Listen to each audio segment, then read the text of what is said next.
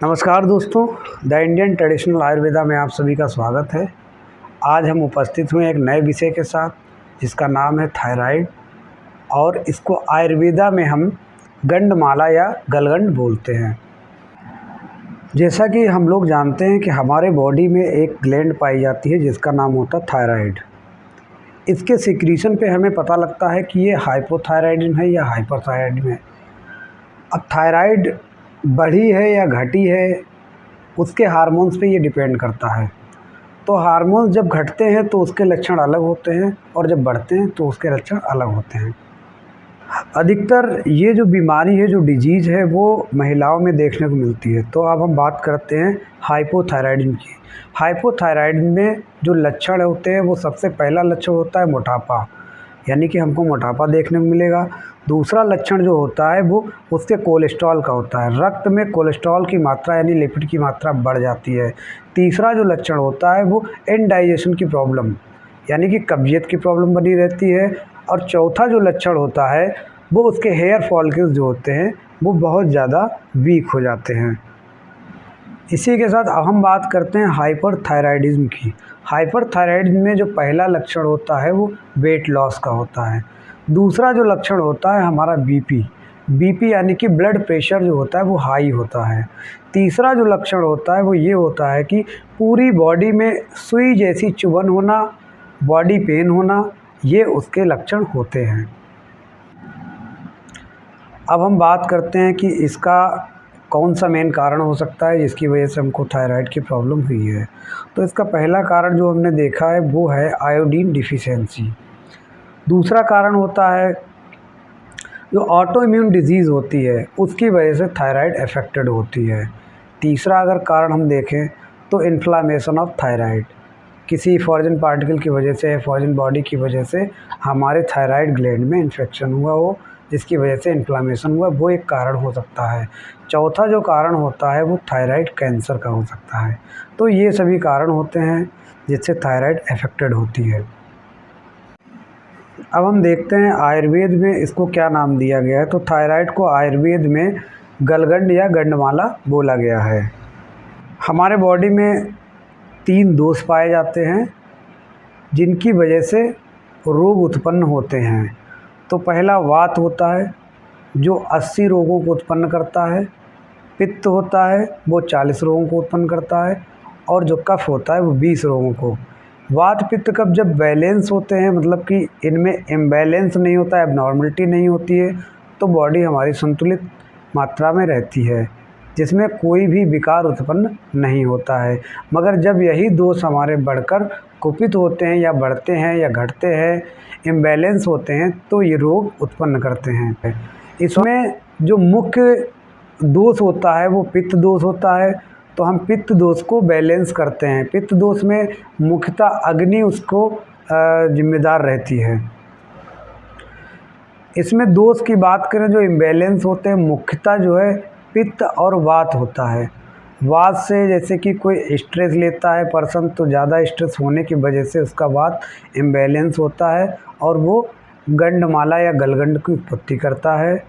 और उसी के साथ साथ अगर पित्त का इम्बैलेंस होता है तो हमारी जठर अग्नि मंद हो जाती है, जिसकी वजह से सही से पाचन ना होने की वजह से रक्त और रस दूषित हो जाता है। अब हम इसकी चिकित्सा के बारे में देखते हैं। तो हमारे पास प्लांट मौजूद है, आप दिखाइएगा।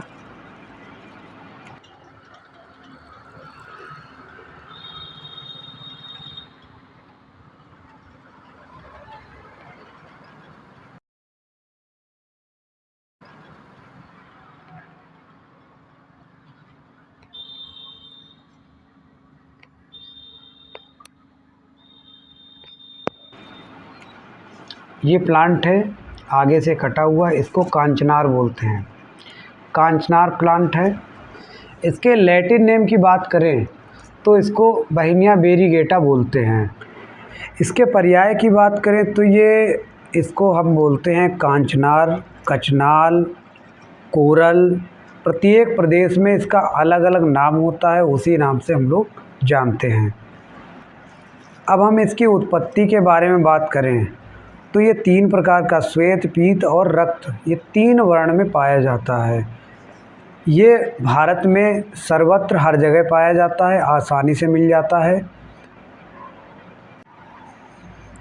इसके रस की बात करें तो ये कषाय रस प्रधान होता है।